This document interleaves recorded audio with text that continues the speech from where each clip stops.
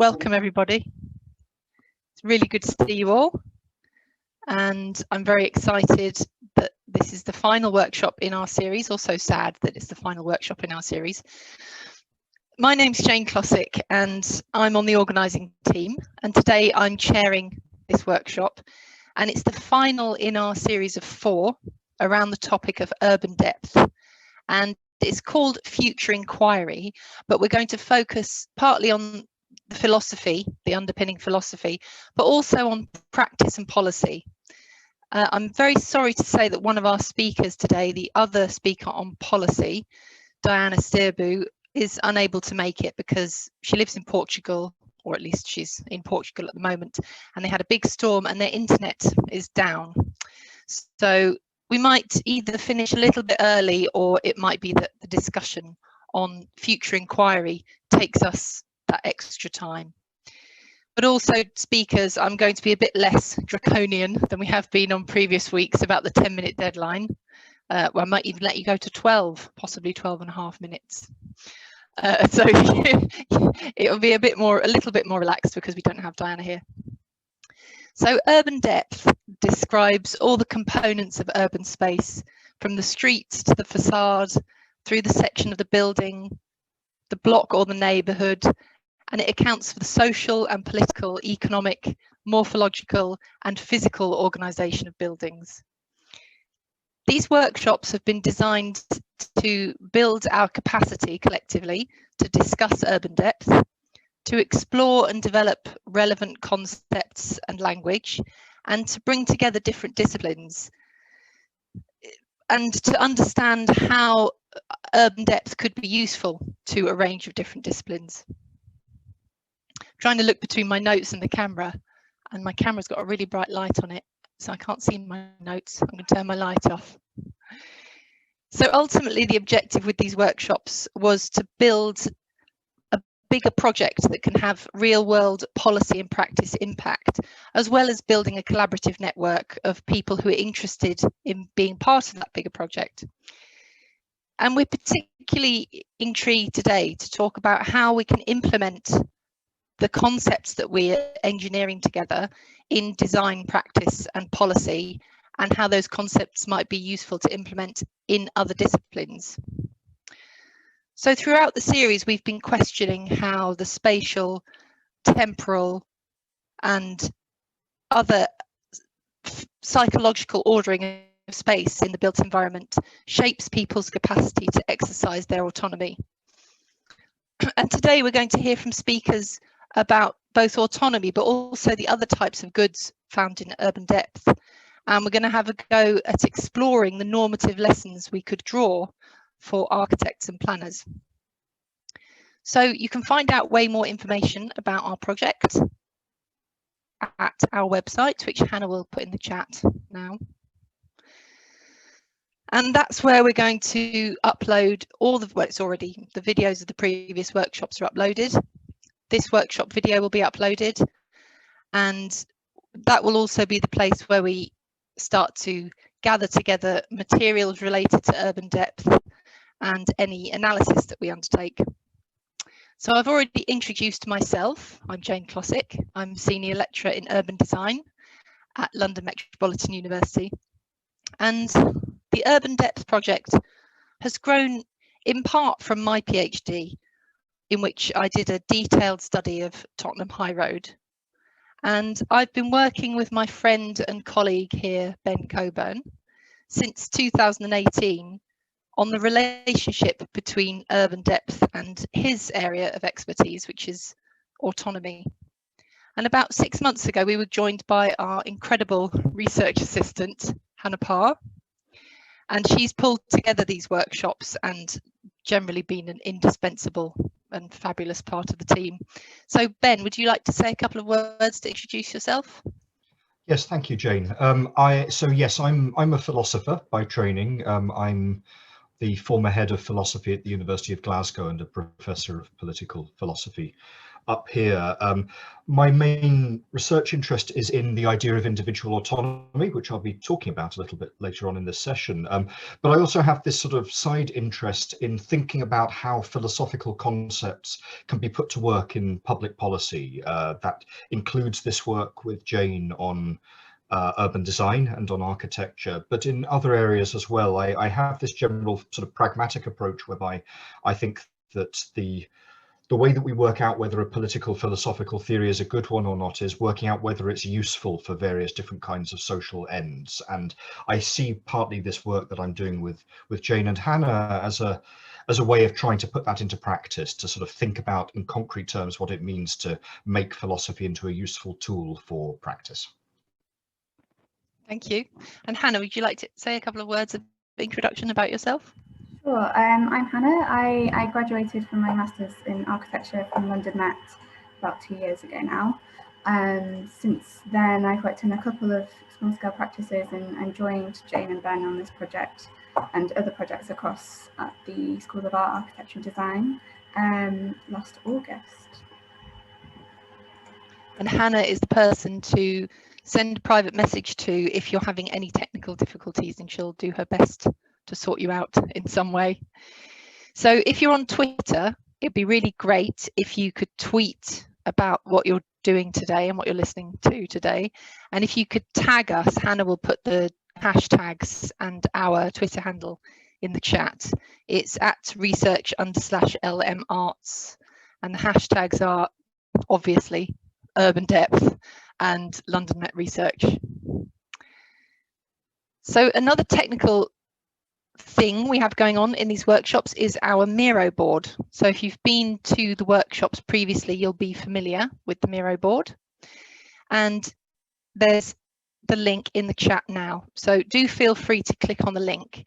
And if you could use the Miro board, start by putting your name on a sticky note on the left, and then use the Miro board to start gathering together any comments or questions that you have as the presenters speak. So you can participate in the discussion through the Miro board, and I will also, when it comes to asking and answering questions, use the Miro board as a source of your questions. So please, if you put a question on the Miro board, add your name if you'd like me to call you and for you to ask the question yourself. The other way you can participate in the discussion, of course, is in the chat here in the Zoom call. You don't need to add your name there because that happens automatically. But again, any questions that pop up in your mind, or thoughts or comments or ideas while the speakers are speaking, do feel free to stick them into the Zoom chat, and Hannah will copy them onto the relevant place on the Miro board, so we've got everything together. And we're going to do the same process using the Miro board to discuss the next stages of where we're going to go with this project, which we're going to do at the end of today's workshop. So there's 3 things that happen in today's workshop, one of them smaller than the others because Diane is not here.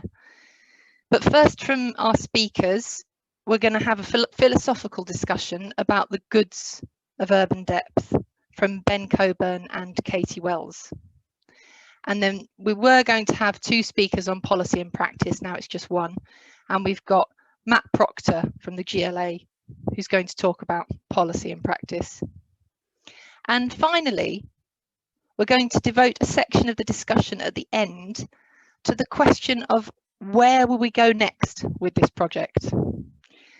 We've developed our network of collaborators, many of whom are here today, and we've brought together all of these juicy interdisciplinary perspectives at different scales of involvement. So we've got all of that material recorded from our workshops. We've got all of the notes and conversations that have happened on the Miro boards. But we want to know what to do next. We're really keen to continue this project, and we'd like to engage you all in a brainstorming session about how to do that. So the discussion at the end will have about 20 to 30 minutes of conversation with the presenters, and then we'll follow up with another 20 to 30 minutes of a brainstorming session of what should we do next? What should this project look like in the future? So we're going to start with our presenters, and each presenter has about 10, as I said, to 12 minutes. I'll let you know when you've had 10 minutes. Then we'll have 20 to 30 minutes of discussion with the presenters, followed by 20 to 30 minutes of brainstorming about what we're all going to do next.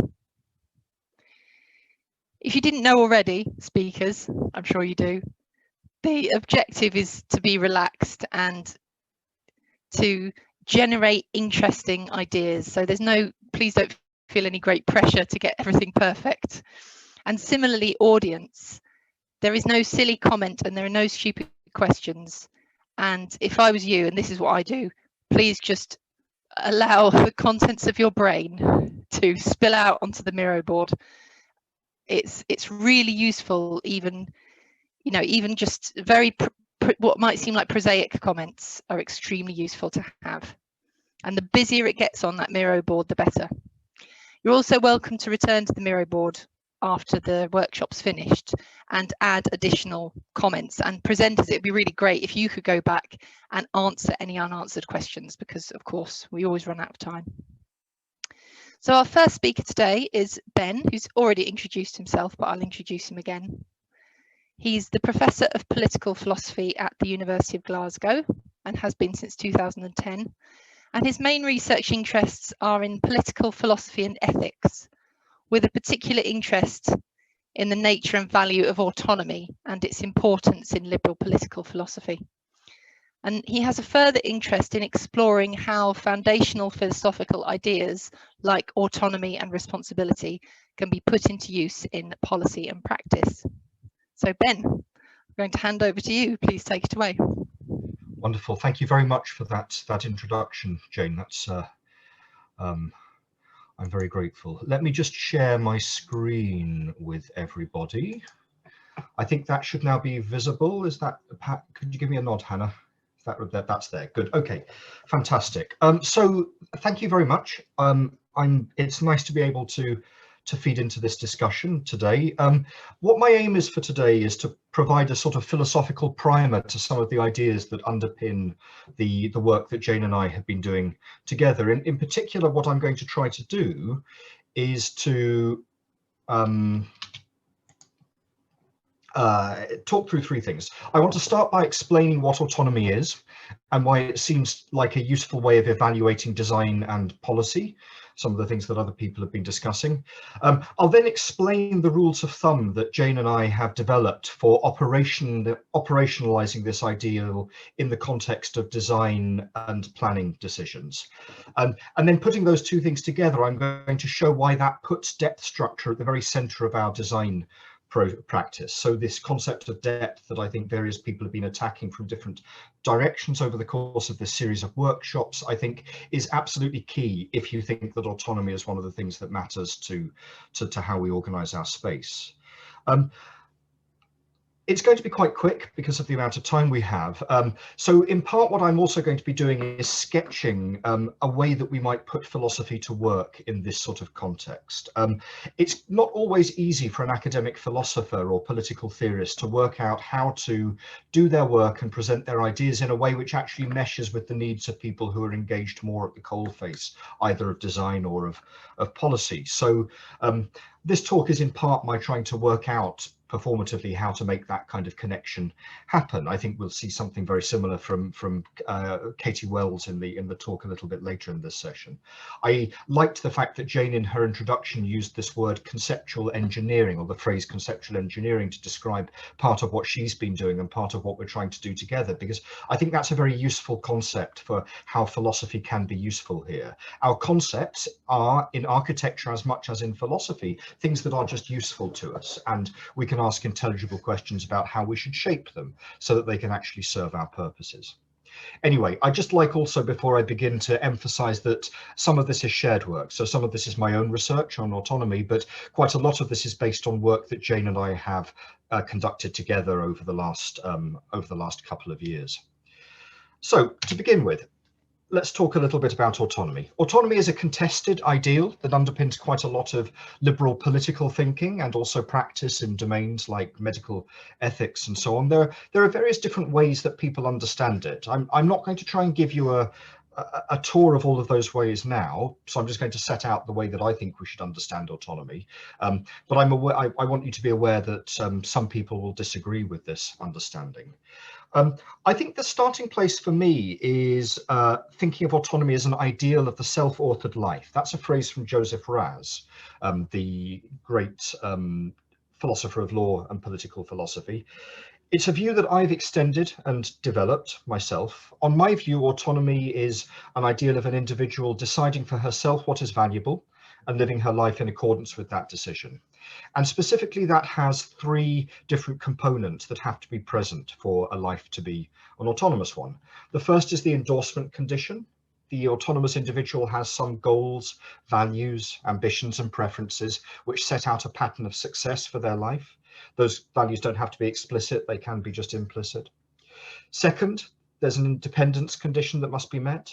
Those endorsements must not have covert explanations. Something is explained covertly if its explanation is hidden, and we would repudiate it if we became aware of it. And what that means is that to be autonomous, one must not be subject to manipulation or malign influence, things which work on us only because we're not aware of them, in other words. And finally, we must meet a responsibility condition. The autonomous person actively and successfully shapes their life in accordance with their values. That means their life going as they wish, but also the individual being the one who makes it so, in a sense which makes them responsible for the course that their life takes and for the consequences of the same.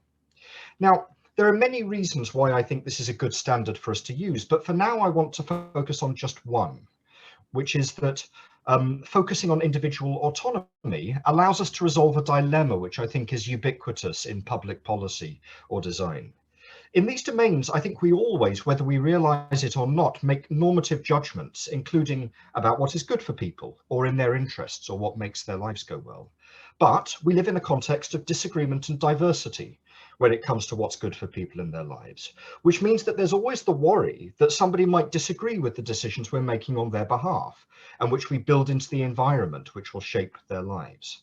I think that disagreement, sincere disagreement, commands respect. There's something illegitimate about enforcing ideals and values on someone who doesn't recognize it for themselves. At any rate, it stands in need of a justification which they themselves could accept. But making these kinds of decisions is unavoidable. Policies must be set, cities must be planned, buildings must be built, and choosing not to be guided by overted ideals is as much of a value judgment as anything else. So we might worry here that we're damned if we do and damned if we don't. I think autonomy offers us a solution. At the core of autonomy is a recognition that what makes somebody's life go well is up to them. When we aim to promote and protect autonomy, what we're doing is precisely respecting the importance of diverse individual perspectives, seeking to empower people to make these decisions about value and then pursue them for themselves. That's the best way for them to achieve a life of value from their point of view. But from the point of view of design and policy, the way that we can achieve that without imposing our own values is by aiming for autonomy. So I think that offers us a way to justify our design and policy choices to people, even in a context of radical diversity of views about what's valuable and worth pursuing in life. And that's why I think autonomy is a helpful metric to be used here. Given which, let's ask the following question. Suppose you agree, you think that individual autonomy in this sense is important. What, practically speaking, does that mean for somebody shaping our environment, including individual spaces and places and the urban environment more generally? Well, I think that Jane and I have thought about this and think that there are three key things to pick out, three key precepts for autonomy-minded design. The first is what we call anti-perfectionism. In political philosophy, perfectionism is the position that we should sometimes adopt policies or practices because they promote things which we judge to be valuable for people. And recognizing the importance of autonomy rules that kind of reasoning out. It means recognizing that it would be inappropriate for a state especially, but also other kinds of agents, to make these decisions on behalf of an individual. So we should be careful and reflective to make sure that we're not illegitimately encoding particular judgments about value in our design decisions. That particularly applies when we're thinking about public space at the widest scale, city scale, I guess. The bigger the scale we're talking about, the more inescapable for someone our decisions are, but it can also apply at a smaller scale. The second precept is self-directedness. The responsibility condition tells us that it matters that people's lives are explained by their own judgments, decisions, and actions. That means we should try to arrange things so that people can live according to their decisions about what's valuable without needing constantly to negotiate or engage in transactions with people on whose discretion they depend, and making sure that those transactions, when they are necessary, are clear and non-arbitrary. I think this points to both some design decisions and also some recommendations about how space is regulated legally. It's one reason why I was so interested by David Littlefield's presentation on public and private space in Liverpool at the start of this series, for example. The third precept is clarity. So take a step back. That last point that I made might make you think that this is about giving the individual maximum freedom of choice without interference, but that's not so. A range of choices is often important for autonomy, but what matters more than the size of this range is that it's clear in several ways, that the choices are significant, that they're distinct, that the individual can know what their meaning will be for them, given their values, without an unreasonable difficulty. For our design practice, that means using clear and intelligible environmental and architectural cues as our way of regulating and coordinating behavior. So, given that those are the precepts that follow from taking autonomy seriously, I think that we can see how the type of depth structure that we've been examining in this series is particularly important, how important it is for that to be effective. If a depth structure functions well, then it meets all three of our precepts. Think about clarity first. A clear combination of zones and thresholds makes it easy to see what your distinct options are and where you must go or what you must do to pursue each of them. That means tight control of information. You want enough that people's options are clear, but not so much that people feel swamped by information that's excessive. And it will also mean paying particular attention to boundary conditions so that the thresholds between zones are intelligible to the users of the buildings and spaces. That sort of clarity also helps us with self-directedness. It allows people to navigate around without depending upon mediation or instruction, and without needing to seek permissions from gatekeepers. That is, we can rely on our embodied understanding of these structures to reconcile self-direction on the one hand with coordination and organization that arises organically on the other. I think this evokes some of the interesting points about nudging, which were made by Karolina Koneska and Natalia Olszewska earlier on in the workshop series. And it also points to the specific importance of decision points. It highlights that these must be clearly identifiable and that people face appropriate information about what they need to do next at those points, given their aims. And that underpins... 10 minutes then. Splendid, thank you. That underlies some of the practical points about legibility and navigation that were made by Lindsay McCunn earlier in the series as well. Finally, a rich depth structure is especially good at facilitating the non-conflicting coexistence of diverse activities. This can happen at different scales, as we've seen. It's easiest at the city level, but depth can facilitate diversity even within a single building. A case study that Jane and I have looked at in Glasgow, the Kelvin Hall project, is a building which, because it has a complicated depth structure, is able to accommodate postgraduate level archival research and also primary levels physical education for school kids. It's rare to have those types of things combined. Now, supporting diversity of options helps us avoid perfectionism. It means we encode fewer assumptions about what people ought to be doing for their own good, because there are more things that they can do. And again, this capacity of depth to facilitate diversity was something that cropped up in several presentations, especially in contexts of cultural diversity. So to conclude, obviously the way that this works will be different at different scales, and there's a lot of detail to be worked out. But I hope you can see why I think that autonomy is a rich philosophical concept which can be put to use here. It helps articulate why depth matters so much and also gives guidance about how to design good depth structures. The three aspects I picked out, clarity, self-directedness and anti-perfectionism, are important rules of thumb to bear in mind if we want to protect and promote autonomy in our architectural design, and thereby to help citizens to live lives that they author for themselves. Okay, thank you very much. Thank you very much, Ben. That's fantastic. Let me stop sharing my screen now. There we go.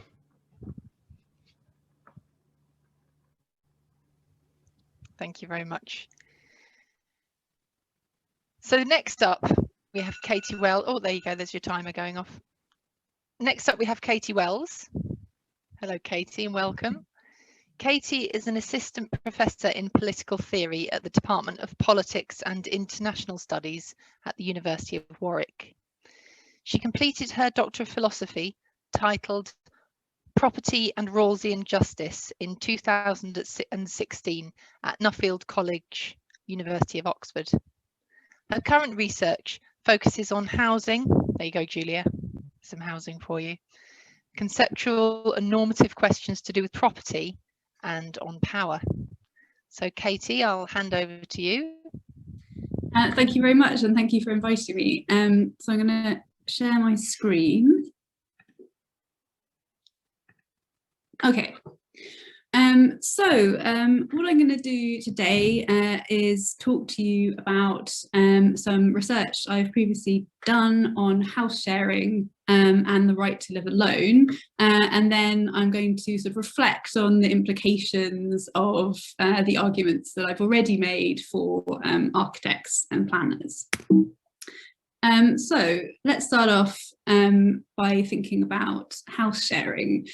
So house sharing is, I think, on the rise, it's fair to say, right? I think we previously thought of sharing housing with other people who are sort of strangers as something that we did perhaps for a kind of short period of our lives before moving on to set up a kind of house of our own.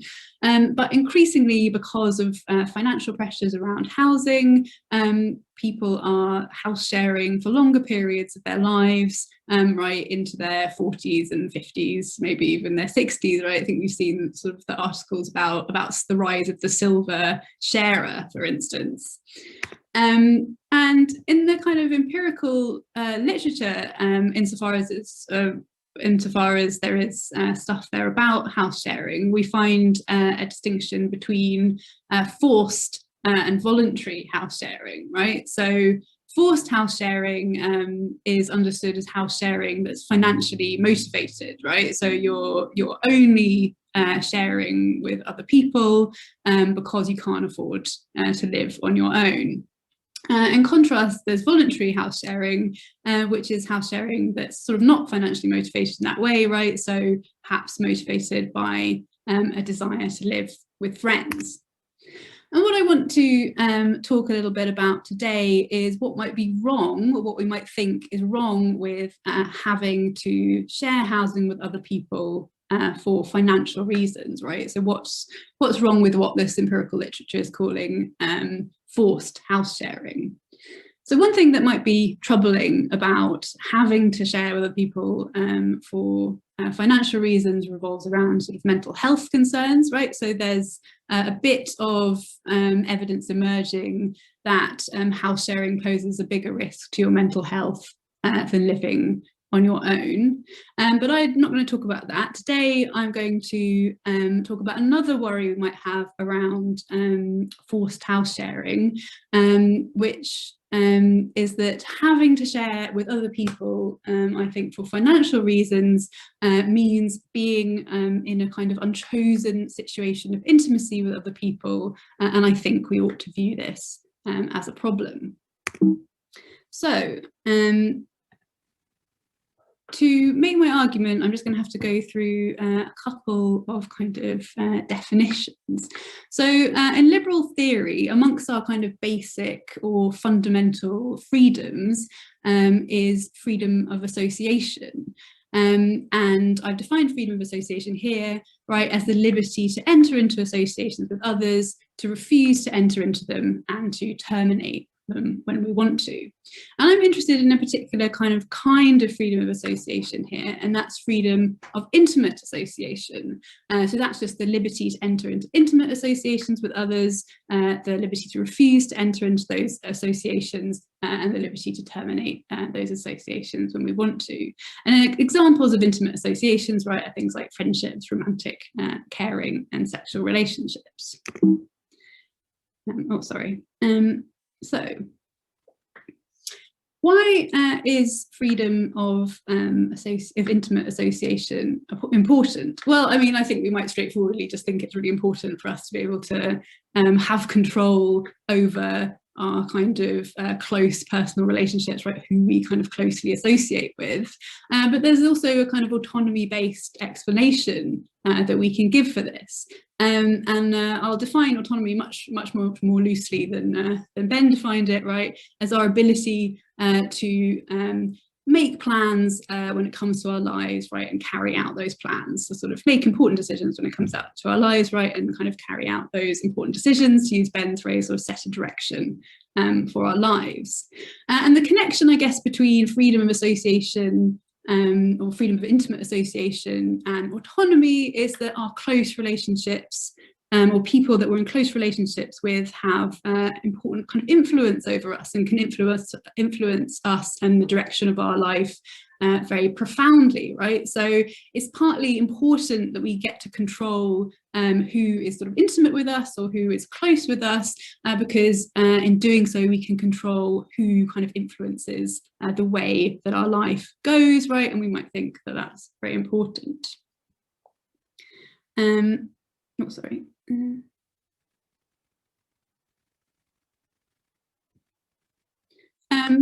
So to return to house sharing, I think if we kind of reflect a bit around house sharing, we can kind of helpfully understand it as a situation in which we are intimate with other people, right? We're in a kind of intimate association with other people, right? So what I want to say is that those who live together, right, just in virtue of living together, are kind of forced into a kind of closeness with one another.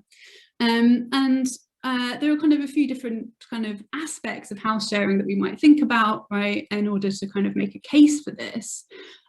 So one aspect of house sharing is that housemates are in a position to really know quite a lot of private details about one another, right? So if you live with someone else, you probably know who's coming and going from their room, right? You might overhear kind of private conversations that having with other people. You probably see them, your housemates, you know, in their pajamas with wet hair. You sort of know a lot about their kind of idiosyncrasies and personal habits, right? You know the structure of their day, right? So you know that's just a sort of a few of the kind of details that we might know about people that we're living with, right? So one aspect of this kind of intimacy of housemates, right, is knowledge and private knowledge of the people that we live with.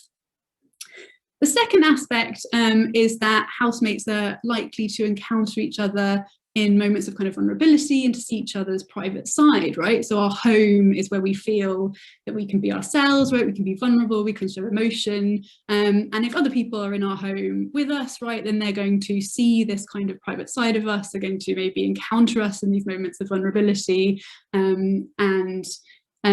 they're going to engage with us, right, whilst we are perhaps like our real selves, right? We don't have our kind of public face on. So that's a kind of another way in which we might connect living with other people with kind of intimacy, right? And why we might explain why we think that, you know, might think that living with other people involves being in a kind of intimate kind of relationship with them. And then the third kind of point I want to make is just housemates are intensively together, right, over long periods of time. And this is, again, something that we associate with kind of intimate or close relationships. So now that we've sort of understood the importance of intimate association, right, and now we've understood how sharing a house with somebody might involve intimacy, I think we can kind of draw the conclusion that perhaps having to share housing with other people for financial reasons is troubling, right? And this is just because freedom of intimate association, as I've defined it earlier, involves the freedom to refuse intimate associations, right? We should be able to say no to intimate associations if we don't want to. But if we have to house share for financial reasons, right, we don't really have an option to avoid the kind of intimacy involved in house sharing, right? We sort of end up in this situation just because we can't afford to live on our own. And I think this is something that we should view as troubling, right? And it's something that policymakers should be taking into account. So what is the upshot of my argument? Well, so in the kind of work that I've already written on this, I've mostly thought about the implications of these arguments for governments, and I've argued that everybody has a right to live alone, and that the state should be in the business of sort of regulating and subsidising the housing system to ensure that this is possible. And that, of course, is quite an ambitious aim, but I think that if we recognise the importance of our kind of ability to control who we're intimate with, basically, then it's something that we should certainly be aiming for. But obviously it seems like there are kind of clear implications of this argument as well for architects and planners and urban designers, right? And so one sort of implication of what I've argued has to do with the kind of housing that we're thinking about building, right? So if we care about people's ability to live alone, right, we care that there's the right kind of housing available for them to live alone in, right, and we care that there are plenty of sort of self-contained units of a decent quality available for them to inhabit, right? So that sort of seems to be one very concrete sort of implication of my arguments for architects and for planners. But the other implication has to do with our opportunities to be with other people, right? Because you might think that I'm sort of making an argument for loneliness. I'm saying, well, everyone should sort of be in their own individual units and should be able to sort of exclude other people from them and so on. So 10 minutes, by the way, Katie. Oh, thanks. I'm just about to finish. So we might think that kind of well-designed sort of buildings or neighbourhoods, right, combine an opportunity for us to be on our own with an opportunity for us to be with others, right? And so appropriate kind of communal spaces, whether that's sort of at the neighbourhood level or the sort of block level, seems to be really important, particularly in light of the fact that I've sort of defended the importance of sort of being able to, obviously I'm not saying people ought to be alone, right, ought to be living alone, but I'm saying they ought to be able to be living alone, and so we need to sort of take into account that people who have chosen to live alone also will seek the company of other people, and that there ought to be kind of environments that ought to be an environment that enables them to do that. Thank you, that's the end of my talk. Thank you, Katie, that was fascinating and so thought-provoking. Oh, I've got so many thoughts and ideas about what you're saying. I'm looking forward to the discussion at the end.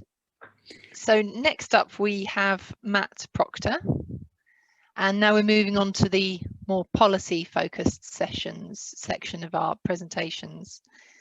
Matt leads a team of architects and planners who implement the Mayor of London's good growth objectives at GLA through urban design advice on development of strategic importance, producing opportunity area planning frameworks that unlock new homes and jobs through strategic urban design, and design support to the London Plan and associated guidance. So I'm expecting this will be a very different talk really to the ones we've heard so far, and it'll be a nice one to round off and move us into these questions of policy and practice. So Matt, I'll hand over to you. Oh, thanks, Jane. So I'll just share my screen.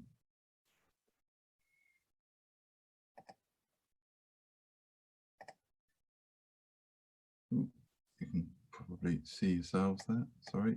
Can everyone see that? Okay, so yeah, my name's Matt. I hope you can see the screen. I can't if you can't. And I'm in the GLA Growth Strategies and Urban Design team. We're part of the planning department at the Greater London Authority. We can see your screen, Matt, but we can also see, we can't, it's not on full screen. Oh, sorry. We can see it with your notes. If you press F5, maybe. All right, I'll do it for, because if I go slideshow, there's this weird.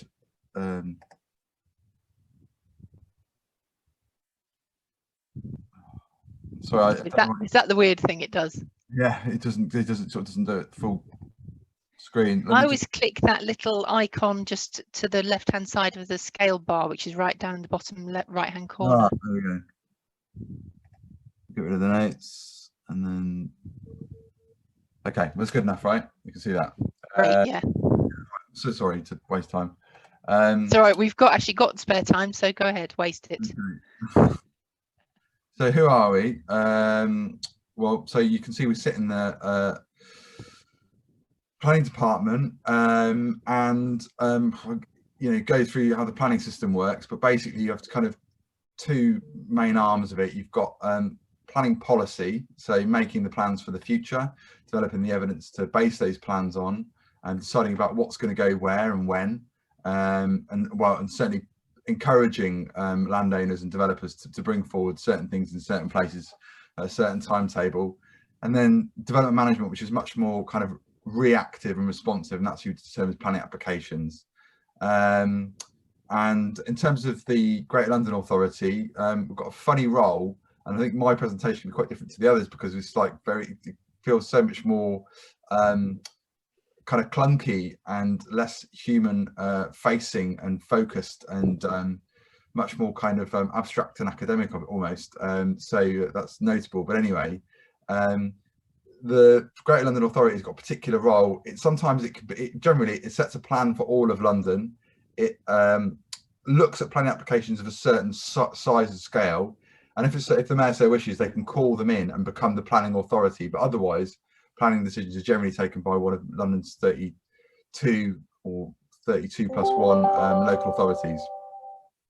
So the London Plan, which has just been published, a new one, sets a sort of strategy for London's growth over 15 years.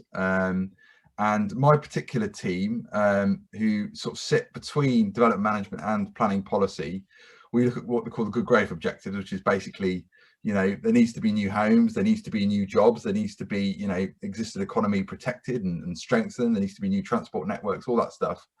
But that maybe can happen in a way that relates to humans, and it relates to how people live their lives, and it responds to, you know, a kind of changing demographics and so on, and changing trends.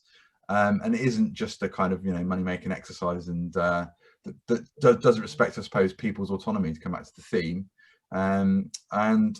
Also we are involved in terms of planning applications and design advice. So how you know, whether or not the architectural or urban design or landscape design of a proposal is meeting policy and is fulfilling good growth objectives, i.e. is good for Londoners. So yeah, that's the kind of three things that we sort of work on in my particular team. Opportunity area planning frameworks will come to in a moment. That's these urban design and master planning frameworks. They're kind of big scale things. Development management, we work on these planning applications, and then we help input into London plan policy in terms of design, which might be housing, it might be industry and employment. It might be helping boroughs on their work, on their planning work, and other bits and bats that might be around transport links. We was doing some work in West London, for example, on the new overground. So just move this, because I think you can see that as well. So sorry, there you go, move over there. Right. So that's basically the kind of plan for London, if you like, a very kind of high abstract level, and you can see all the veins and capillaries of public transport networks. And then we've got kind of things called opportunity areas, which are areas that seem to have significant scope for growth in terms of homes and jobs. It's sort of pinky colour with these diamonds, and listing them all. Some of these transport connections are existing, some are proposed, and yeah, kind of more of some things in some places than others. So for example, more industry off towards the east, more housing in other locations. So opportunity areas, as I say, kind of areas that are seen as having significant potential to live up homes and jobs, provided an opportunity is unlocked. So it's usually to do with transport infrastructure or a policy change, you know, and there might be substantial repositories of brownfield land that, you know, offer in a single ownership, which offer clear opportunities for change. And they're designated in the London plan, and a lot of our kind of planning work in my team is focused on these areas, and they've got a kind of history. So just flick through these. So the first London plan was in 2004, and we had these. And in 2008 was a few more added. So you kind of hoiking in the Thames Estuary and the Lee Valley, going off to Heathrow. 2011, a bit more. And then this is an interesting one, which is 2016 and then 2019. And you can see we're now starting to go out into outer London and looking at town centres and places that might have underutilised existing public transport, so train stations or tube lines, or that might be have the potential to have lines extended. For example, the Bakerloo line through Lewisham and New Cross down into Bromley, or the Crossrail 2 down into Kingston, may never happen, up into the Lee Valley. And then obviously Crossrail, which has been a long-standing thing, east-west across London. And yeah, I think trying to crowbar this idea of autonomy into this a little bit is that, you know, we're looking at the London plan will look at maybe how people are living, but then also where it's a bit opportunistic as well about where all these homes and jobs that we're sort of compelled to provide, it would seem, by the evidence. People keep arriving in London, our assumption may be thrown up in the air a little bit, but kind of where are the opportunities to deliver that? So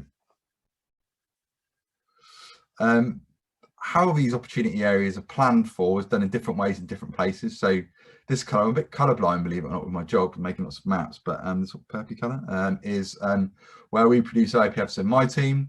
But then you can see in other areas, they're either patchworks of local plans or what we call area action plans, which is new policy, or supplementary planning documents, which is augmented add-on policy to existing local plans. They're done at a more local level. So again, this idea of autonomy, maybe, and sort of shoehorning it, but sometimes at a very high level and sometimes much more local. So I guess it offers different opportunities for people to get involved in steering the direction of these opportunity areas. We've been doing quite a bit of work recently in the Thames Estuary, which is a collection of opportunity areas running from the Isle of Dogs through to the Royal Docks, working on that right now. Thamesmead, we just got an adopted opportunity area planning framework late last year, and then Bexley might come next, and London Riverside, which is Barking Dagenham, was done a while ago, and maybe it's going to be re-looked at by the borough in short order. So an area with, you know, obviously historic docklands, and there's been a lot of change over time, and maybe more to come. The current OAPF programme. So what is an opportunity area planning framework? A lot of it is wrangling lots of different bodies, not least from the Mayor of London family, which includes Transport for London, very importantly, who work on not just trains, but also surface transport, buses, pedestrian cycle connections, roads, and so on. But also landowners, developers, stakeholders and communities, local businesses, statutory stakeholders like Historic England or the Environment Agency, deal with flooding and Sports England, all these different views, NHS trusts, kind of trying to bring together all these different competing visions that you might have for the future across an opportunity area, and seeing if we can cohere some kind of clear vision together, involving local communities as much as we can in these sometimes quite abstract, very forward-thinking, very high-level piece of planning. They involve a kind of a design-led spatial plan, which is we basically look at how much stuff we might be able to get on different sites, and then so we can kind of set a trajectory of what might be possible in an area, whilst having, you know, creating a good environment, and then delivery and monitoring. So these plans have got a life, and decisions will be made against them, planning decisions in the future. But then also we can maybe monitor success. And just as a thing, planners are useless at monitoring in general terms. They very rarely evaluate what the outcome of their plans was. So that's certainly something that could be looked at more closely. And that's where they sit in the sort of policy hierarchy. That's the typical process. Survey analysis plan has not changed for a long time, but basically, what do we know? What can we learn from you? Here's what we think. What do you think of that? Right, and then this is a vision, and so could people, you know, maybe this is an ideal version of the future with all the problems solved and the opportunities realised, and could planning applications as much as possible come through in alignment with that, because then maybe we can pay for some transport, we can pay for some good stuff like social infrastructure as well. I'll sort of scoot through this. Key strategic issues at the moment: industrial land, it's not worth it, well, it wasn't worth as much as residential, so we were losing it, so we're trying to protect it. Density in tall buildings, having to live differently, maybe, so point about house sharing and so on. Interesting sort of I think with that growth of infrastructure, flood mitigation and green infrastructure, so kind of climate change, and overcoming massive inequalities that we've got in London, like many other big cities and other cities across the country. So that's just some stuff about industrial capacity, that in terms of boroughs, they provide it. They need more employment floor space. They retain it, they can't lose it, or they have some release because maybe they've got a bit too much. We're not using these categorizations so much now, but we kind of tend to work to those. So collective evidence base, that's some people collecting some evidence base, actually looking the Mark 1 eyeball to look at employment land.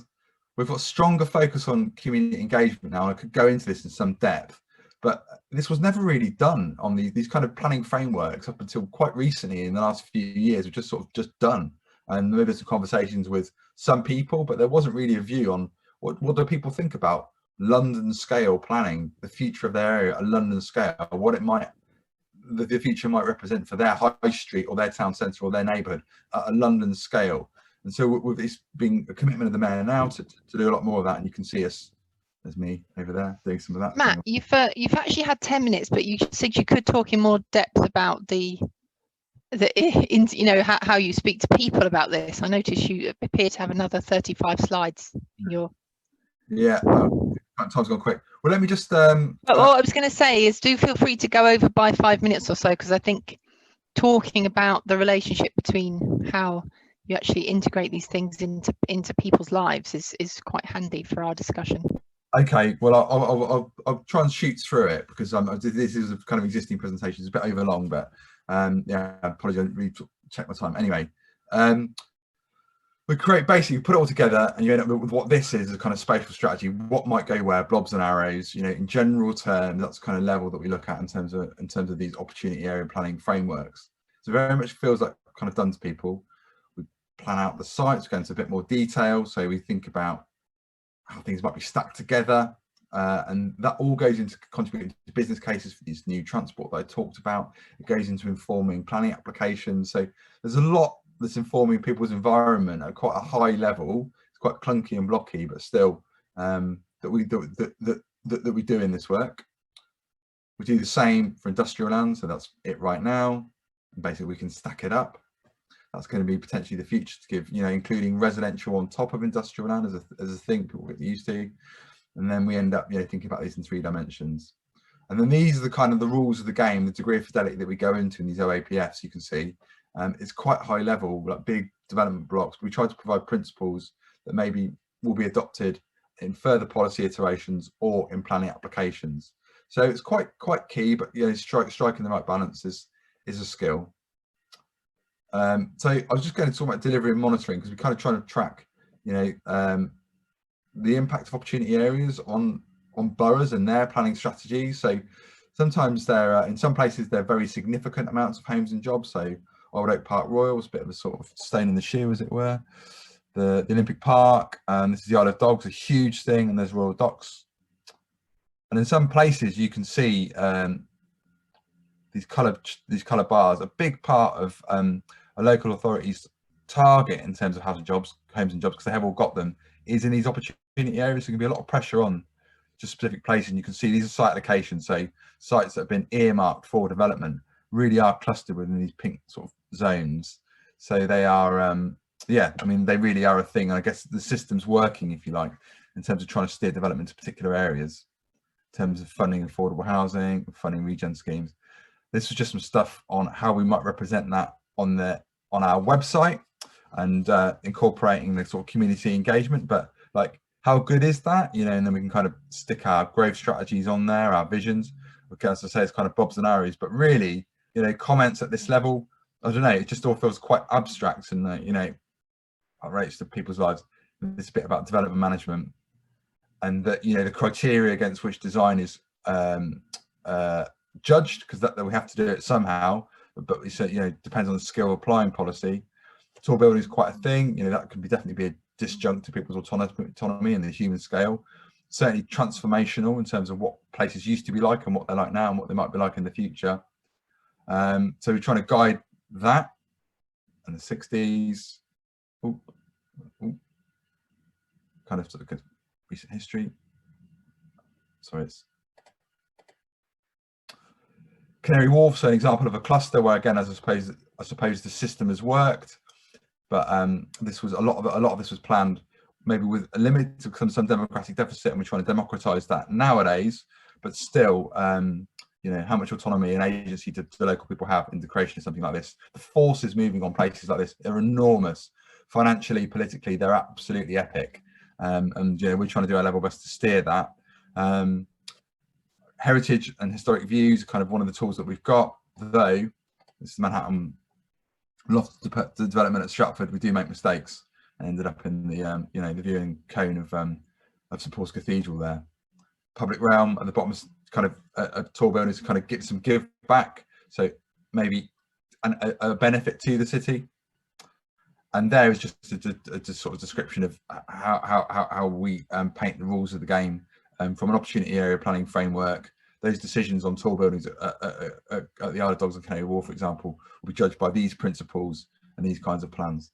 So I don't know if that made any sense. And there's a whole suite of documents that help to guide development by lots of people, the public and private sector.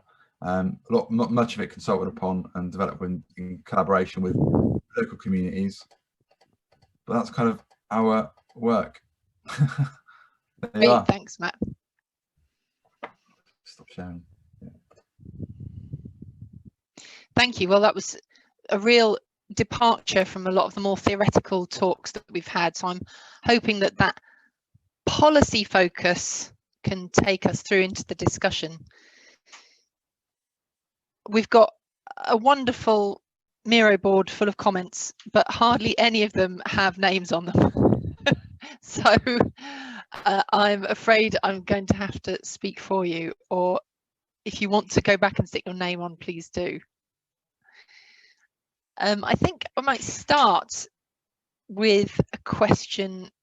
Well, in fact, I'm going to start by asking if any of you three presenters would like to ask a question of your fellow presenter. Because I notice there's a few things that Ben has written up. Katy, I'm not sure if you wrote anything on the Miro board. But yes, have you got anything that sprung to mind about your fellow presenters' presentations? Ben? No, I mean, I think I basically just agreed with what Ben had to say, and I was particularly interested in like the idea of sort of anti-perfectionism as it relates to sort of urban design and the opportunities for different kinds of life, and I was sort of started to think about that in terms of how the types of housing as well. But that's not a question, that's just saying that what Ben had to say was very interesting and has been quite thought-provoking. Nice. I think, I mean, if I could comment on that, Jane, because I think also it bears some of what Matt was talking about as well. I had a pang of conscience as I was saying that stuff, and I noticed that it was picked up by some people on the Miro board as well, which is that how exactly you make use of this idea of anti-perfectionism in your design decisions is really difficult to work out, because on the one hand, it does look as though it pushes us towards trying to create flexible spaces that people can use in different ways, and that you look for multiple different activities going on side by side. But of course, there's a way that that can be taken to an extreme, whereby actually you don't facilitate anything at all. You end up with these completely generic bland spaces, which by dint of not differentiating between the different things that one can do, don't really make anything possible. I mean, I remember my dad used to teach in a school which had this very trendy open plan teaching space, where the idea was that you had this vast area where multiple classes could be in the same space side by side, and that you could have a lot of different types of teaching activity going on. And in practice, what happened there was that it was impossible to use for anything, because it wasn't sort of pointed at anything particularly. So I think that actually going further with how you implement or how you make use of this idea of anti-perfectionism. I think it's going to be a combination of flexibility, but also some kind of differentiation, which is going to be quite hard to balance in practice. And it makes me think that actually some of the sort of toe-to-toe work that Matt described about how you make decisions about zoning and how you try to promote development in a way that allows for future expansion and change and responsiveness to local need, while also nevertheless clustering activities and kinds of development is going to be crucial there. So I think it just goes to show how hard it is actually to apply these comparatively straightforward philosophical ideas to the practice once you actually think about what it means to project that onto a building or a neighborhood or a city. And what's striking me, in fact, about, and Matt mentioned it in his presentation, really, and it's very close to my experience and research in integration of industrial in city zones, but this question of conflict, because Ben, in your presentation, you talked about the fact that an urban depth structure facilitates negotiation of and cooperation, but there's also, all three of you have talked about conflict. I wonder if I could bring David Littlefield in, and David, you've made a question or comment on Ben's panel, but it also strikes me that Katy might have something to say. Would you like to unmute and say your piece? Yeah, thanks. Hi. Yeah, sorry, Ben, I've overwhelmed your board with little comments and questions. Even came up with a new word to the English language. I wonder, some places are more autonomically deep than others. I wonder what a crazy word that is. Couldn't think of a better one. But I suppose if I was to summarize my comments and questions for you, which is probably derived from the fact that maybe I haven't had long enough to think about what you said, which I found really interesting. But one is about the role of the professional. What it means to be a professional, whether it's an architect or a teacher or a doctor or somebody whose role or a planner is to make decisions on behalf of other people. So in order to kind of interfere with other people's autonomy, I suppose. So one is about that, and the other is really sort of depths of autonomy. Really, I'm thinking about this phrase depth structure, and do we have spaces which are designed to respond to different depths or degrees of autonomy? And the kind of space that I've been toying with, thinking over the last while, really thinking about your talk, is an airport, which or a place like an airport, which might be designed in order to completely inhibit autonomy, but then in another strange sense, an ironic sense, because places like that are designed in such a way that you know absolutely where you are supposed to go, it saves on confusion, saves on ambiguity, and might have the effect of making you feel actually rather like an autonomous individual. So the lack of flexibility is doing something for you. It's an enabler. So I just found your talk really interesting. I just wondered if you might reflect on those questions of mine.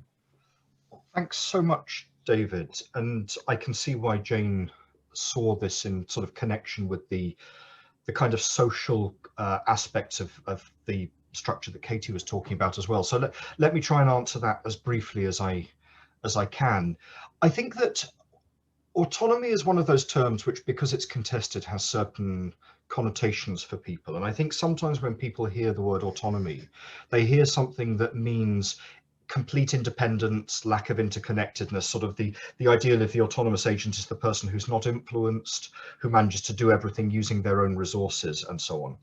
And I think that there are people who mean that by the word autonomy, but I think it's a mistake, because I think that actually the implications of the type of view that I've developed is that you have a notion of autonomy which is completely consistent with outsourcing certain types of decision making to other people, making decisions collectively with other people, and recognizing that actually there might be contexts where restrictions in your freedom of choice might be things that, because they serve your ultimate ends, are things which actually are expressions of your autonomy.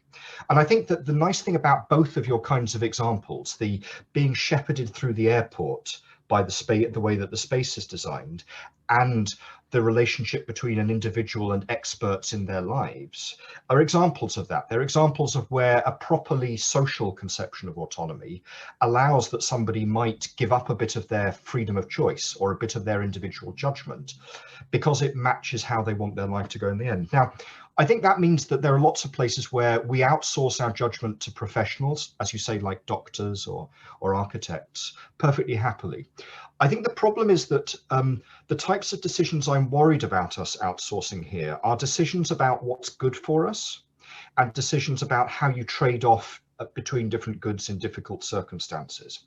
So I think it's perfectly okay, for example, for somebody to say, look, I want to live for as long as I possibly can. So doctor, please tell me whether I should be drinking alcohol or not. That's fine. What shouldn't happen is that the doctor makes a decision for you about whether you should value long life or present enjoyment or things like that. And it's those kinds of judgments about the different values that you might care about that I worry we might inadvertently be encoding in some of our design decisions. Because, for example, we've pushed people into certain sorts of communal activity, perhaps, or indeed pushed them away from certain types of communal activity. So I think that that's not to say that we should get rid of the expert completely, or that we shouldn't build these judgments in to how we create space for people, because that's impossible, I think. But we need to find a way of making those decisions properly sort of responsive to the individual judgments that people make. Katy, did you want to comment on what Ben and David were just talking about? Well, just to pick up on something that Ben said sort of at the beginning of his answer, I guess, yeah, I sort of think with my own arguments as well, it's easy to see that as a kind of defense of self-sufficiency and being on one's own, but it's not really. It's the kind of defense of choice about who we're sort of interacting with and who we're associating with, right? And that once we have that kind of control, that allows us to associate as well as kind of disassociate, right? And that's what's important, like our ability to sort of make our own choices in that domain, rather than kind of not a sort of defense of independence and self-sufficiency. So just sort of connect to the first part of Ben's answer. Yeah. Peter, you haven't volunteered to speak, but nonetheless, I'd like to invite you to do so on the topic that seems to be at hand. And you sent me some notes, and of course, we've discussed it at great length, of this question of freedom and I suppose also questions of consent and the difference between a universe where everything is completely free and you just choose whatever you want to do versus a structured set of choices. Well, thanks for asking me, and well done for organizing all of this. I suppose what's been going through my mind is, over the 4 sessions, a very peaceful city has been imagined. And the kinds of violence that I remember from, say, New York, or that I encountered in Italy in the 70s, was not always negative. And that the idea that one can structure space, that it's a kind of first world problem to imagine that rights of the individual is the point of departure, in my view. That as one gets into cities that aren't like North American or European cities, where you're simply thrown together in structures that are, by comparison to what was euphemistically referred to as blobs and arrows,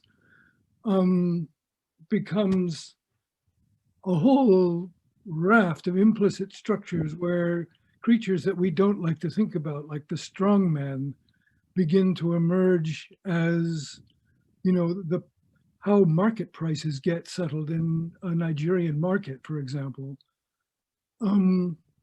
That the frame of reference for depth, I mean, actor network theory tried to develop depth as a kind of diagram structure that you could diagram according to a network. And I think it's much more implicit than he tried to sketch, but I think he was on the right track in terms of seeing depth as implicating many more people. You simply didn't, starting from an idea of autonomy of the individual makes it very difficult to understand the collective, in my personal understanding, and that trying to understand the collective is incredibly difficult. And I don't know that there are rules so much as you know what you're doing when you're in Hell's Kitchen in 1920, or when you're in the suburb of Naples in 1970. You are more intelligent than you can describe theoretically, to quote a famous purveyor of tacit knowledge. And quite how to, the role that spatial structure plays in that is a kind of tacit knowledge, is much more adaptable than flexible. So that this is why people gravitate around things like warehouse spaces. They are adaptable, they're not entirely flexible. A seminar room rhymes with a living room, with a doctor's office, with a dining room, with a performance space, but not with a petrol station. And whether it's worth diagramming that, I don't know. It's probably worth it to oneself just to be able to sort of make explicit what's known and what's unknown. But what's implicitly known seems to me the core insight regarding how depth moves from, what a room can accomplish to what a town can accomplish. And being able to understand those implicit structures, some of them are limiting. It's a mixture of claims and affordances. Some of the claims are violent, some of the affordances are deceptive. And to be able to operate in a world that's much more ambiguous morally, and yet to come up, it's the old Graham Greene problem, is it worth a Leonardo or a cuckoo clock? 15th century Italy with all sorts of murders and shenanigans versus hundreds of years of peace. And I don't have a ubiquitous universal answer. Good. But I think the business of it, having how one understands the way decisions are made collectively, what the collective means when most of the law is built around rights, is a question that urban depth, insofar as it's something more than simply physical, needs to be able to accomplish, I expect. Thank you, Peter. That seems to follow in, or at least there's a question from Ben to Katy, which I think follows nicely from particularly your point about affordances and conflict. And because it seems to me like in designing places, of course, that incredibly deep tacit knowledge needs to come into play in one way or another. And I hope that we can make more of it articulate. But Ben, I'll pass it over to you to ask your question about unchosen situations of intimacy. Yeah, thank you, and I'd just like to say thank you also to Peter Carl for his remarks, because I think that it's exactly one of the things we can learn from this type of discussion, how much of this processing is unconscious and how our intelligence is part of our environment and how we react to it, dethroning the kind of the sort of the naked mind, so to speak. So I enjoyed that, thank you. But Katy, I wanted to ask you about this really pregnant phrase that you used, this idea of unchosen situations of intimacy, because I think it captures very strongly what can be so corrosive or corrosive if unchosen about certain types of living arrangements. And I was wondering whether you've ever looked at different ways in which housing stock physically might be configured. Partly because I think that the type of depth structures that we've been thinking through might be ways of making this less of a problem. I mean, if what you have is a housing stock where you have individual units which are intended for families, which then suddenly have to get adapted for groups of adults who are living together, often because they have to economically, then I think that the presumed intimacy of the architectural arrangement creates the type of conflicts and unhappiness that you describe.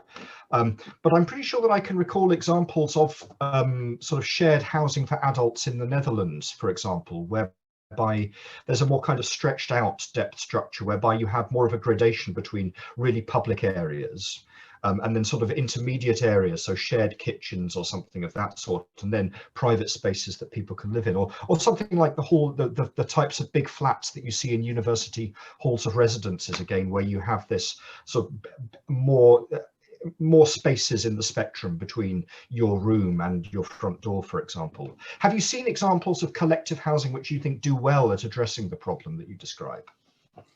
Yeah, that's very interesting. Thanks. Right, and yeah, I suppose to some extent these arguments came out of my my own experiences of house sharing, or that sort of triggered the kind of interest in writing this sort of argument. And those experiences of house sharing, as you say, were in accommodation that was built for families and then was being occupied by sort of multiple sort of lone individuals. Yeah, so I suppose university accommodation, halls of residence are an interesting kind of case, right, which perhaps balances quite well the communal and the kind of ability to withdraw. But I suppose what matters for my argument is things like the ability to sort of like monitor the people that you're living beside, right? So one of the kind of things about living in accommodation meant for families, right, is that it's very clear who's coming and going from the house and where they're going, right? And that allows you to sort of gain all this private knowledge about the people that you're living with. But then also, things like shared bathrooms and shared kitchens, right? Those things aren't unimportant either, right? And so you might think that a wider range and shared, like particularly shared kind of living space, right? Like a shared living room, you might think that a wider range of kind of communal types of housing are going to involve that, and are therefore maybe still going to be kind of troubling on my account, really. But yeah, I can sort of see the possibility that some types of communal housing, perhaps if like very, very well designed, aren't going to be quite as troubling as the kind of family housing that perhaps I'm sort of thinking of. But yeah, because quite a lot of, at least in this country, quite a lot of communal housing looks like that, I think we've got a quite big distance to travel. Thank you, Katy. I wonder if you could.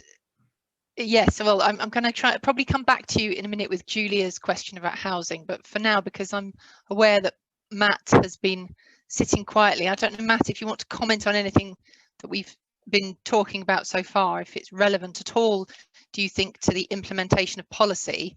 And then once you've had that opportunity, then I'll bring Agostina in. She's got a question specifically for you.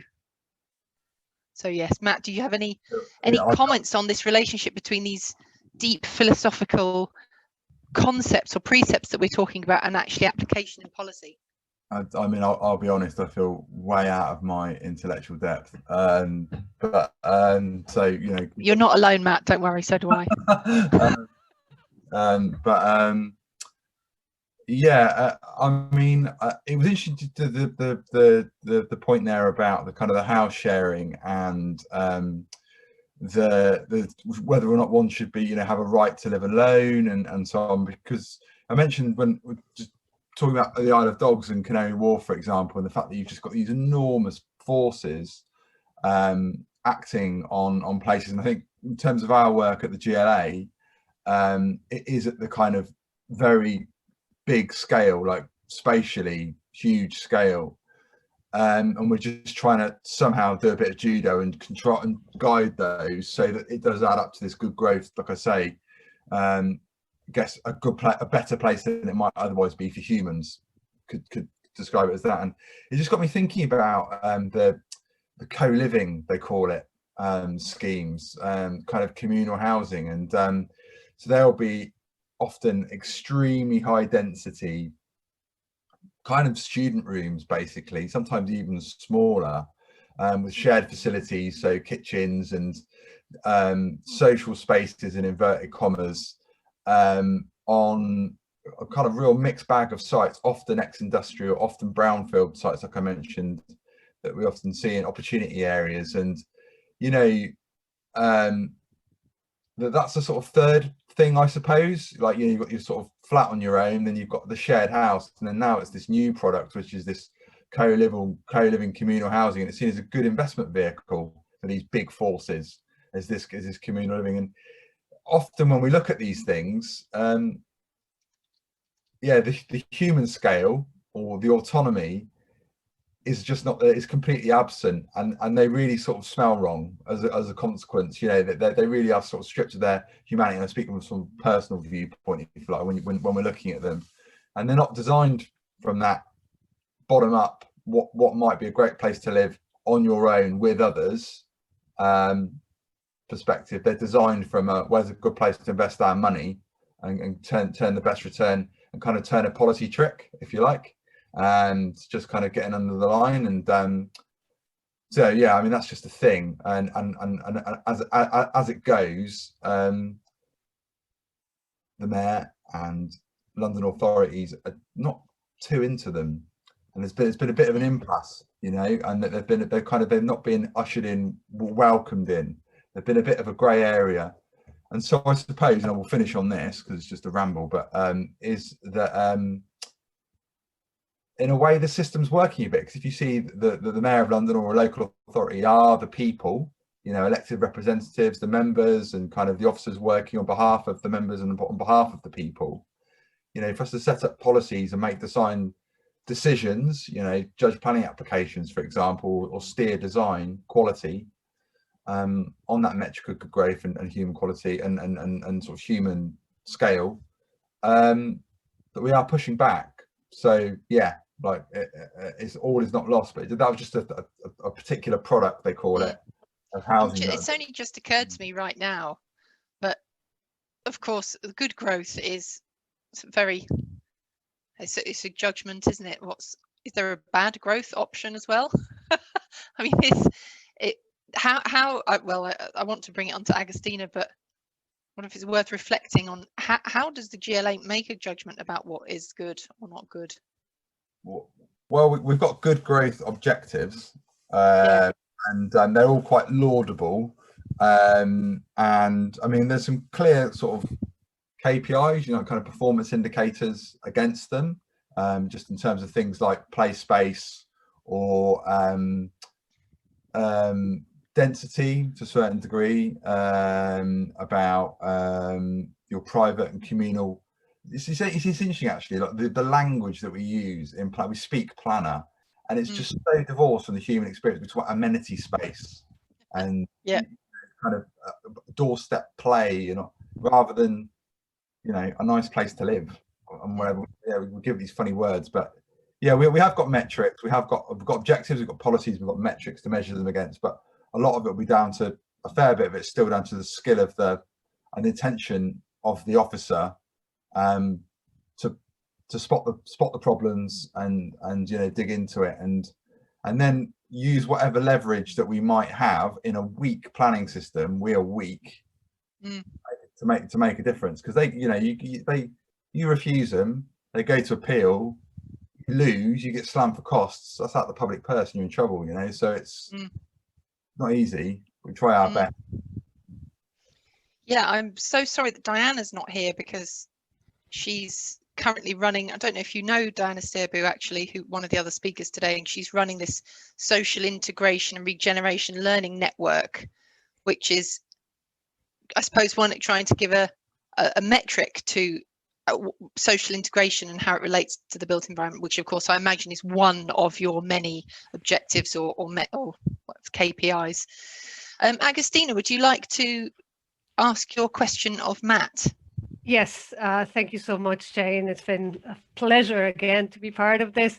And my question might be a little bit loaded, but I would really like to see what Matt would have to say about this. I think my question is about public engagement, and it was worrying but not surprising that you said, Matt, that there hasn't been much public participation, and knowing how the market has led most of the development, particularly in London, but in general in the UK, as opposed to other parts of the world, in which it's a little bit less because planning is stronger, probably, in other parts of Europe especially.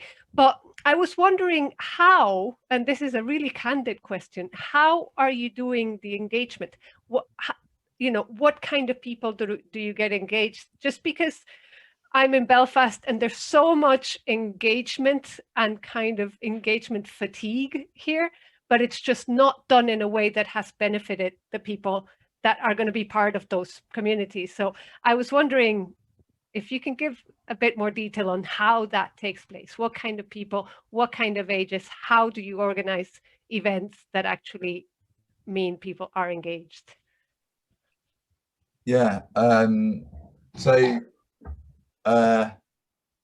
actually had a few slides that were on another presentation that just absolutely refused to open before this thing started, that might have answered some of your questions. But so just to say that I think the public participation and engagement strand of the OAPFs, at least, have been a priority under this mayor for sure. And it's not a kind of like, bias one way or another. It's just been a kind of part of the manifesto commitments, if you like.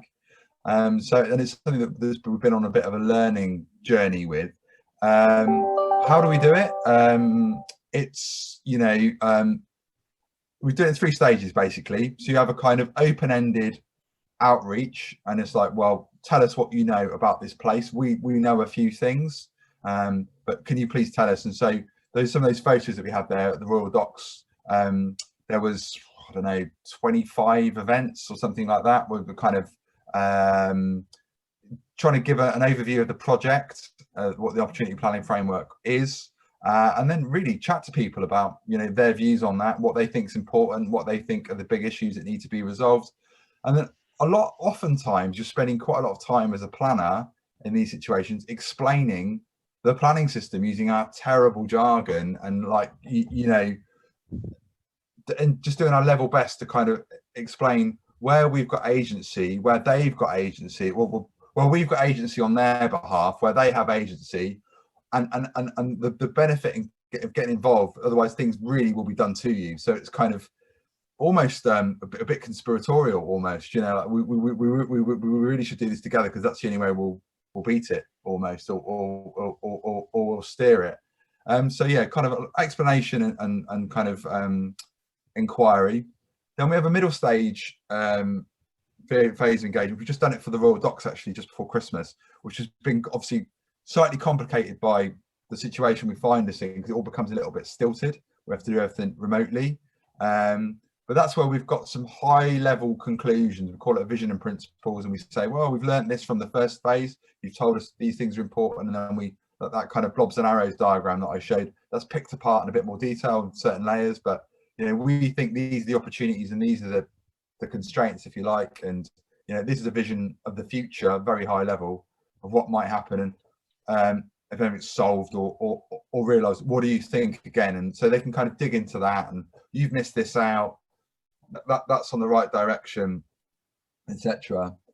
And that involved webinars. That involved a mail out to 70,000 households, which gave me a kind of bit of a sleepless night if we made any mistakes on that. But that went out, so we think like hard copy material was quite useful in getting our point across concisely.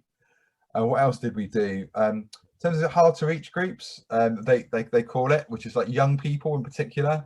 And I think, I don't want to, I'm droning on, but somewhere like London, and I think for any big city, a lot of people aren't interested. you know, or don't have the time, like to kind of don't have the bandwidth to really pay attention to really get involved. And space, I say not interested, it's not pejorative, like they've got other stuff going on, and like, they might be, if you can catch them and apply it to their lives, they will be interested, but otherwise it's the same, it'll be the same face. You have to really work hard.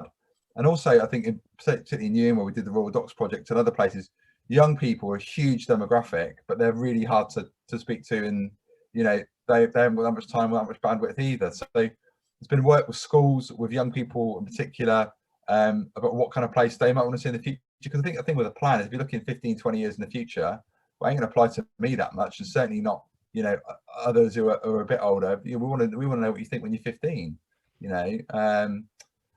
And then finally, we have what's called a formal consultation, which is when we've developed a document, or we developed a study, and you know, kind of test that against the public. Do you agree? Do you not agree? What we missed again?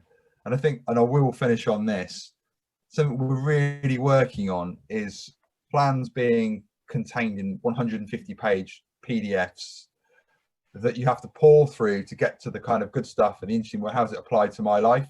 And trying to unpick that. And it's been a lot about not only the language we use, but the medium. So kind of plans that are readable on your phone, plans that make use of augmented reality, so you can kind of, you know, look at something and see a change in front of you. Quite interactive design development, so almost co-design, but in terms of planning strategies and spatial design strategies, has been a big thing. What else? And I think I'm going to have to cut you off in a minute, Matt, because that's a really incredibly detailed and interesting answer. But I'm just mindful of the time that when I still want to get onto the question of future inquiry. I'm really interested in, there's so many interesting points in here, in the idea of trying to engage people, because it is incredibly difficult. Yeah, did you want to say a final, sorry to cut you off mid-sentence, would you like to say a sort of summing up, anything to sum up? I think that's far enough from me. Yeah. No, that was a fantastic detailed answer. And Agustina, have you got your hand up? Yes, just a very small comment about just a personal experience about asking people things that I have found in the past few years, that if you ask people about their actual experiences, instead of asking them about what they want in the future, it's a bit of an open door for a much better conversation. And it's a really good point. And that's just personal experience, going from talking to people by telling them things and asking them about the future, to asking them their own stories and creating a relationship. And that, which I think for young people particularly, it works so much better. It's another world. It just knits in really well to a lot of what we've been discussing throughout the workshop, and also one of the points that Peter made, that so much of this knowledge is implicit, it's tacit knowledge. And actually, if you start using words to say to people, what do you want? Then they'll say trees or some such bland thing. It's extracting the knowledge of what will be goods in the urban environment, and how people will flourish more effectively, or live to the fullest potential of their humanity, or be able to exercise their dignity and autonomy, and other types of, however you judge what's the best way to live a human life. It's been such a fascinating discussion, and I'm loath to draw it to a close. And Julia, I'm so sorry, I was intending to bring you in, but we've only got 20 minutes left of the session, and it's very important, I think, to the project team and hopefully to other guests here, that we have at least a brief brainstorming session about what we're going to do next. So just like the rest of the workshop, we'd really like this to be quick fire and informal and creative as a discussion, and everyone's ideas are very valid and extremely welcome. It'd be great if we could get back everybody who's been to the previous workshops to come and engage in this discussion, but of course everybody's busy. It's hard to get people to come 4 Thursdays in a row. And we want to generate ideas about how to develop this project, how to ask and how to answer questions about urban depth. So that might be methodology comments, what kinds of documents or policies or theory papers could be useful. Matt, you might have something to say about that, and what use such a project could be for practitioners and theorists. And before we kick off, I'll just have a very quick overview of some thoughts that we've had as the project team. So one of the things that we've done is in the last week, I've submitted a fellowship application to the UKRI Future Leaders Fellowship Scheme, I think it's called, to work on an urban depth project for about 4 years. And I've proposed in-depth case studies of urban depth in 3 locations. But the first year of the project would be in forming an interdisciplinary and international network in which we would identify those collaborators, as well as exploring and refining the methodologies that we might employ. So that's one thing we've done already. We're also thinking of a follow-up workshop, and actually having had this workshop, I'm thinking we didn't get into policy enough. We've talked in depth about philosophy and we've only brushed on policy. So I'd really like to have a follow-up workshop where we bring together people who are keen to be part of the network going forward and keen to collaborate, to have maybe a more focused discussion about what we can all do next. We're going to analyse and transcribe and analyse the recordings of these workshops, and hopefully that will emerge with some emergent theory or finding or conceptual engineering that we haven't predicted, which you'll be able to see on the website. And finally, the other thing that we are keen to do is to hopefully produce a special issue on urban depth in collaboration with a journal. So if you've got a journal suggestion, or if you've got connections with the journal, fantastic if it's outside the discipline of architecture and urbanism too, do put that onto the Miro board. So there seems to be a couple of comments on future discussion, and I wonder, Mathieu, if you might like to, you're actually midway through your writing something down. Would you like to say it out loud as a way of kicking off what we're going to do next? I guess I could. I mean, I think what happens at this point in any discussion is you suddenly realize you've got an awful lot.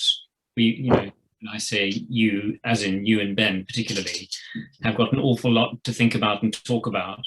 And it's very tempting to go back to all the questions behind the questions. And sort of ask yourself again, well, what is the question we're asking and what is depth? And somehow I think that's the point where a certain amount of clarity comes, and maybe it's a useful thing to do. So, for example, on this question of urban depth in relation to autonomy, we've come in the debate in the discussion point between Agustina and Matt to the theme of consultation, also known as asking people what they want. But if part of the problem of consultation, and I liked Agustina's phrase, consultation fatigue, is that people kind of don't know what they want, or if they're asked what they want, they don't know how to answer. Especially, if a lot of younger people these days are not interested in voting, or many modes of our debate in relation to what people want are mediated so much by social media, so that the actual kind of embodied situation of being able to behave in a way that leads to something like agreement is very divorced from our urban life. These other questions about being able to get to grips with what the question of a life in which we can flourish really means, these bigger questions kind of bounce back to us, hence the desperate need in this debate for philosophy, I suppose.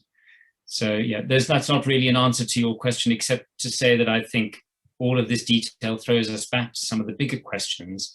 And I think something like a special journal issue, but probably not just a special journal issue, you probably need something like a conference or a symposium to really get some people spending some time thinking on these issues and then turning them into more than bouncing ideas around, I would say. Yeah, so do you think maybe refining the topic and then a conference gathered around that? I mean, what's been great about the workshops is you've gathered some amazing people together, and again, just echoing what's been said before, well done, because it sort of immediately constructs for you a literature scope. And then, of course, there are people, like me, like Peter, like a number of us, who will point to the literature that is perhaps not included. And I noticed last time, for example, you had Abdul Malik in the workshop, Abdul Malik Simone in the workshop. And I mean, he's written amazingly about issues of urban depth using phrases like people as infrastructure. And I think that these conceptualizations that would help to situate more precisely where the character and value is of what you're talking about would be very helpful. And I did make a comment, because I was thinking about this earlier, and I made a comment on the board going back to a really useful phrase that you had in your first description, or your kind of initial shared description that you shared with us, which is so small I can't read it now. It is, the core research question is how the spatial, temporal, and psychological ordering of space in the built environment shapes people's capacity to exercise their autonomy within cities. And I think sometimes, yeah, I think that is very useful. So being able to structure a literature, a kind of a scope of literature around that, and then help people to frame discussion points for a symposium or a conference that then would lead to a journal, I think would be a great course of action. Yeah, thank you, Matthew. That's really helpful. I'm wondering also, I'm going to ask David to speak in a minute about the comment he's just made on the Miro board, but just for everyone else in the audience, and maybe some of you are here because you're interested in the topic rather than that you already have something to say about it. I wonder if you could also add your thoughts of what would be most useful as a resource to you. How can we build up the website in a way that's useful to you? What would you be looking for? My computer that has the Miro has just run out of battery. So David, while I'm plugging my computer in, will you say a few words about what you were saying about types of place or typologies of place? I think I'm lucky, actually. My teaching timetable allows me to participate in these workshops. So I've been to all 4. So, and it's been really interesting. And I find what's especially interesting is the range of people that you gather together and the different types of places that people have been talking about and the different approaches to places. So I wouldn't want us to be too reductive about this. And I think it would be interesting to explore the complexity of this, because it clearly is a complex old thing, and whether we're thinking about public realm, private space, privatized public space, those intimate spaces of homes, through to the very public and national places. I'm personally very interested in heritage spaces, cultural spaces, and these are all spaces that have, I would suggest, varying degrees of autonomy, or encouraged varying degrees of autonomy among people. And one of the things I find interesting about cultural and heritage spaces is that these spaces are very often linked to identity, local, regional, or national identity, or cultural identities. And people, I think heritage studies will demonstrate that people form identities within sort of pre-established frameworks for them, and identities are sort of negotiated between people and objects and places to a range of depths, whether they're spatial or psychological or behavioral.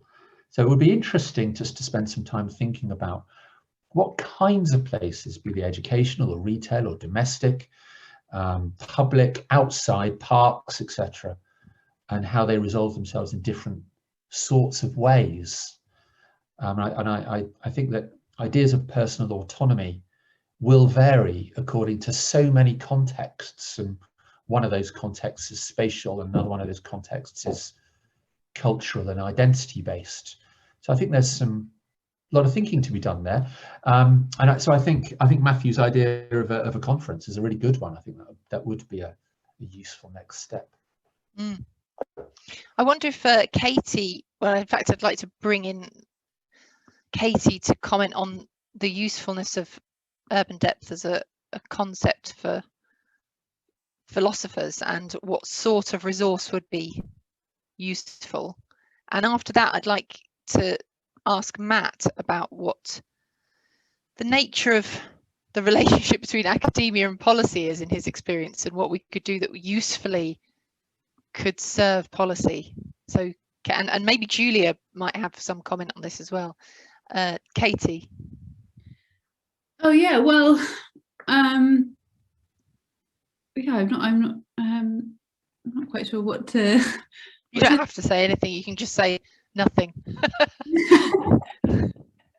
I could just say I think it's very useful. You say I don't want to answer the question. Look back on my own work and think, yeah, I didn't really kind of, for something that seems to have clear implications for sort of spatial ordering, I didn't really kind of draw those out at all or think about those very much. So this has been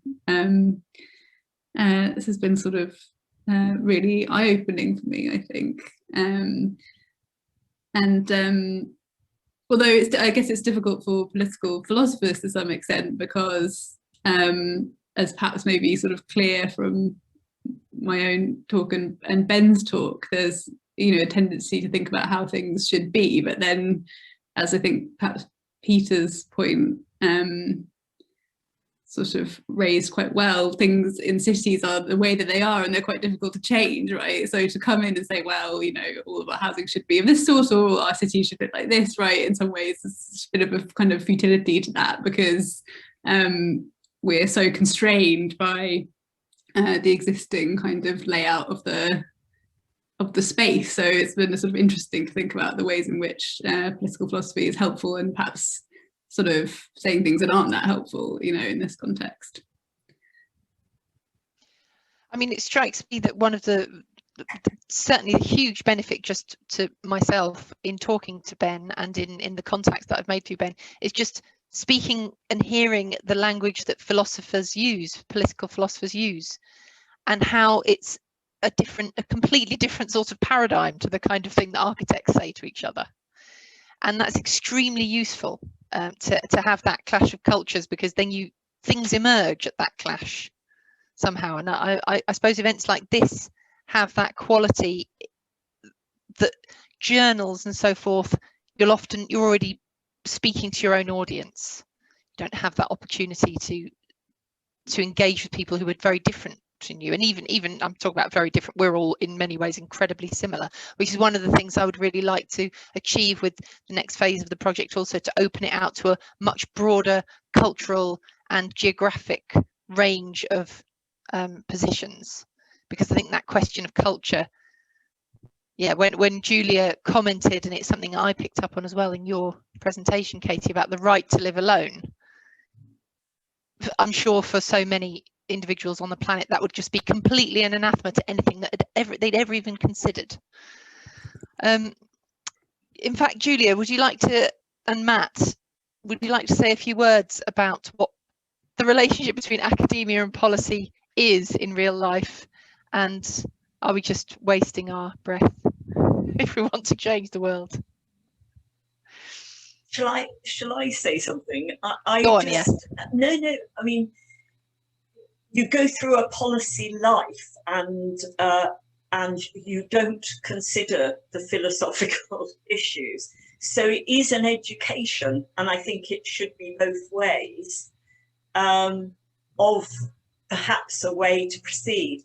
And somebody made the suggestion about having something that, instead of coming from the direction of philosophy, comes from the direction of policy, and see where it all meets, has occurred to me in listening to all four seminars, and especially today, because as you pointed out, I echoed Matthew's comment right at the beginning.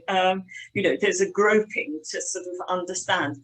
I have tons more to say about the right to housing, let alone the right to live alone, and that is based on, I would, you know, starting in the mid-80s, when for policy purposes we were groping in our London housing surveys with how people were living, which affects how you calculate the demand for housing.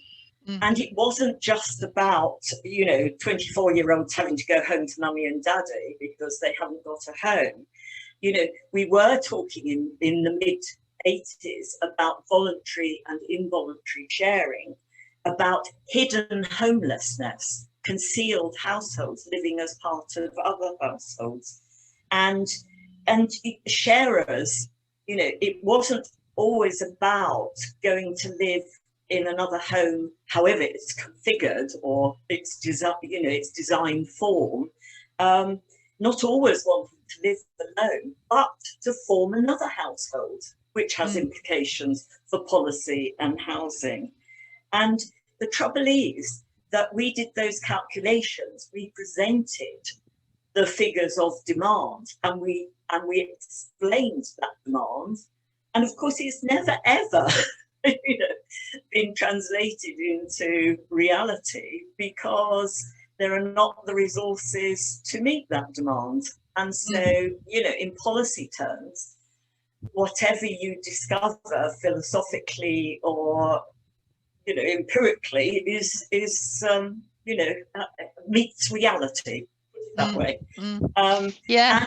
And I think Katy's presentation was just wonderful, because I just hadn't ever thought of it in those terms, you see. So there is benefit, but I do think it's come to the fore now in people's minds, and perhaps is catching more people's imagination, because more people are having to share, that have a voice and don't want to be sharing.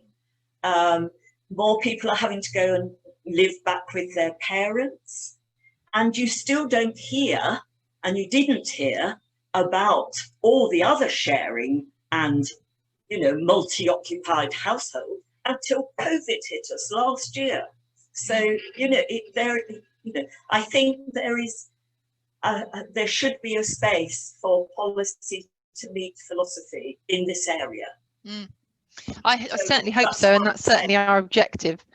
Matt, we've got so little time, we've only got about 4 minutes left, but did you have a couple of words to say about what sort of documentation or events or might be useful to you and your colleagues in terms of bringing philosophical concepts into, or design guidance that we might produce?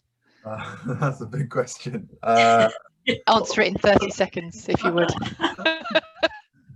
Yeah, I do think there's definitely a role for what it's worth for academia and academic research to inform actual policy and actual process, and we don't, as practitioners, if you like, probably take enough time to review, you know, academic research and concepts and these kinds of debates. And it's been a nice experience this afternoon to engage with it, because I think, you know, it can mutually inform each other as well, actually, right? So there's absolutely that we're up to that, you know, might be a bit of a kind of reality check almost, you know, in terms of what the, as I say, the rules of the game might be and the forces that we're dealing with. So yeah, I welcome further collaboration. Thanks for having me this afternoon. Well, thanks very much for coming. Yeah. Well, it's been really fantastic, everybody. Thank you so much for your contributions. I'm sorry that we have to end this final workshop of our series, but as I said earlier, we are considering a very final follow-up workshop in a couple of months, and we'll be in touch with everybody about that. I'd like to thank everyone who's participated in the series up until now. It's been so useful and so enlightening, and I'm really excited about where the project is going to go next. I don't think I mentioned it earlier, but we are sending out a Google form to offer an opportunity for you to give us feedback and to express your interest if you want to continue to be part of the project going forwards. And also we're inviting contributions, blog posts, or even short reflections for our website. So thank you all very, very much, and I hopefully we'll see you again in the future.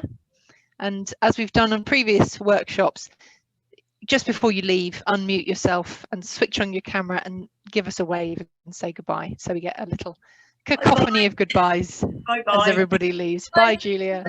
Nice to see you, Matt. Thank you. Bye. Bye, everybody.